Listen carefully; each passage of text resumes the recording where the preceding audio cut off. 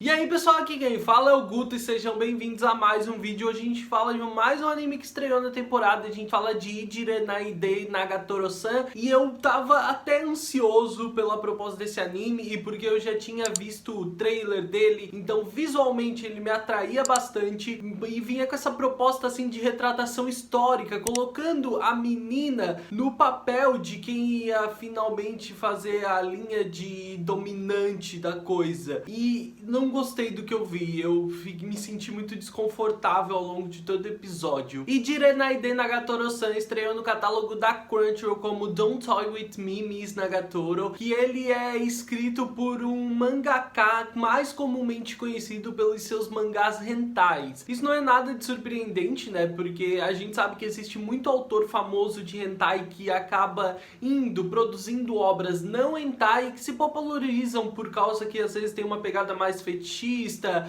mais sexualizada, e eu não acho que esse seja o assunto ou o problema de Nagatoro-san. No anime a gente conhece o Hachioji Naoto, que é um segundanista. Ele é um nerdzão super complexado e de poucos amigos, e ele um dia vai acabar esbarrando com um grupo de garotas totalmente irritantes. São garotas do primeiro ano e tipo, que ficam fazendo barulho na biblioteca, que não ligam e tiram sarro das pessoas em volta delas. E óbvio, né, o Hachioji, ele é o tipo de vítima preferida desse tipo de pessoa. Uma delas é a Nagatoro e ela é quem vai se aproximar dele e vai fazer o bullying mais pesado pra cima dele, inclusive tirando sarro e debochando de um mangá que ele escrevia amadoramente. No dia seguinte ela volta a perseguir ele e ela vai dessa vez tirar sarro dele e incomodar ele dentro do clube de artes, obrigando, forçando ele a fazer um desenho dela e depois mais uma vez tirando sarro dele. É sempre assim que funciona. Ela dá abertura pra ele de uma forma fazendo o papel de boa moça, né, tentando acolher ele, e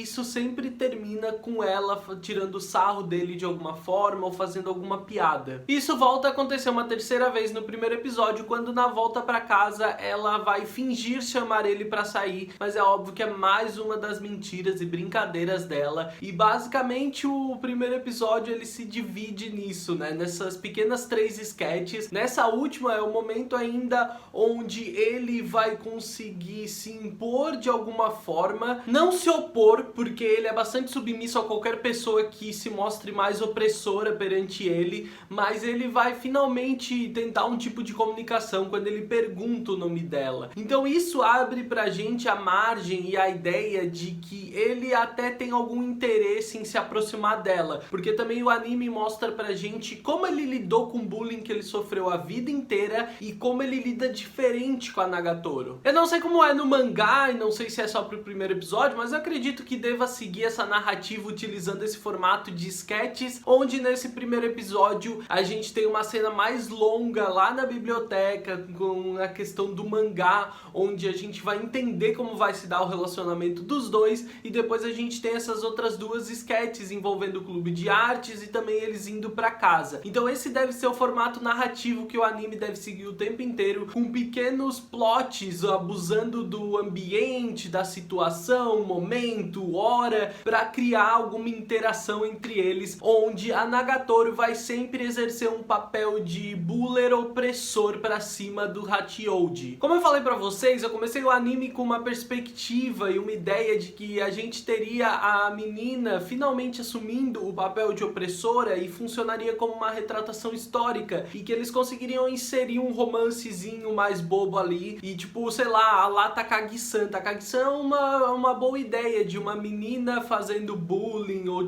fazendo brincadeiras e conseguindo desenvolver essa narrativa. Mas em Nagatoro-san é tudo tão pesado que me deixou desconfortável o episódio inteiro. Eu não sei se é porque eu tenho um certo histórico de ser oprimido por causa de bullying, assim, ter que lidar com esse tipo de coisa, e assistir isso foi muito desconfortável pra mim, porque realmente não existia limite, não existia sossego em momento algum pro Hachioji. Então o que eu achei que seria divertido se tornou desconfortável. Eu sei que a história ela ainda pode lidar com isso, com esses acontecimentos e com esse processo, porque isso não vai mudar tão cedo.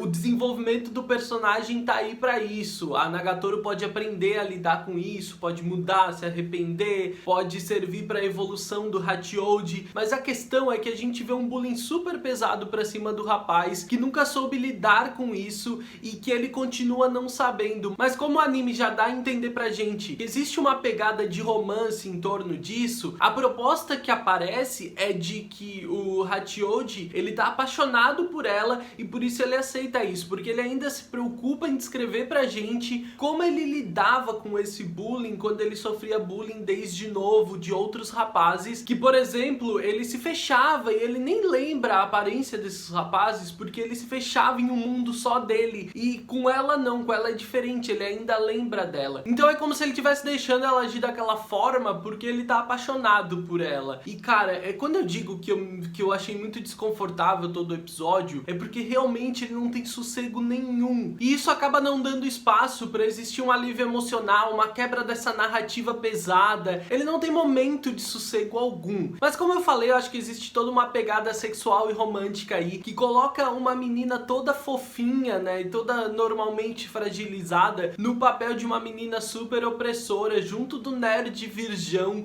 e é uma fantasia que é bastante alimentada em todo tipo de mídia que a gente vê, né. Então eles usam bastante desses dois estereótipos, conseguem abusar da proposta de os opostos se atraem, e eles conseguem então construir bastante coisa em torno disso, como por exemplo o inegável fato de que a Nagatoro, ela realmente parece se interessar num primeiro momento pelo Hachioji, tratar ele diferente das outras meninas, mas continua sendo sempre esse bullying pesado. E por mais que eu acho que a proposta do anime pode se tornar muito mais interessante se houver esse desenvolvimento da personagem e ela mudar as atitudes, os dois se envolverem de uma forma mais saudável, ou pelo menos existir alguma quebra narrativa onde a parte emocional seja inserida, cara, eu não tô brincando quando eu digo que foi muito desconfortável, o que é uma pena, porque visualmente, sonoramente, tipo, a produção desse anime é uma das coisas mais lindas que eu já vi. Ele já começa o episódio te entregando uma sequência de cenários maravilhosas, com detalhes lindíssimos, todos os personagens são caracterizados em uma proposta muito clara do que eles querem entregar, inclusive a silhueta das outras meninas, que elas vão vir a se envolver na história ainda, pelo que eu vi. Então todo o design dos personagens é muito claro, eles têm expressões muito claras, dá pra fazer uma sequência de imagens, de diferentes expressões que a Nagatoro-san usa o tempo inteiro, que é maravilhoso, sério. Visualmente falando, ele é de longe uma das coisas mais bonitas que vão ter nessa temporada, ele é muito atraente, as expressões dos personagens, os cenários, a animação é bem fluida, é tudo bem bonito, mas eu realmente não consigo lidar com aquela narrativa e a forma como ela é conduzida. Como eu já superei esse primeiro episódio, talvez eu arrisque assistir um segundo pra ver se existe uma mudança nessa narrativa densa, né, pra ver se existe um alívio nisso, e eu consigo acompanhar pra ver se acontece esse desenvolvimento na história como eu falei. Então, beleza, né, eu já passei pelo pior, eu acho, eu já sei o que esperar da próxima vez, mas eu sinceramente acho que não é um anime que funciona pra todo mundo. Se você já assistiu o anime, deixa aqui nos comentários o que você achou. Se gostou do vídeo, deixa o like. Se é novo por aqui, se inscreve, ativa as notificações. Me segue nas redes sociais, eu sou @gutunu no Twitter e no Instagram. Eu vejo vocês no próximo vídeo. Um grande beijo.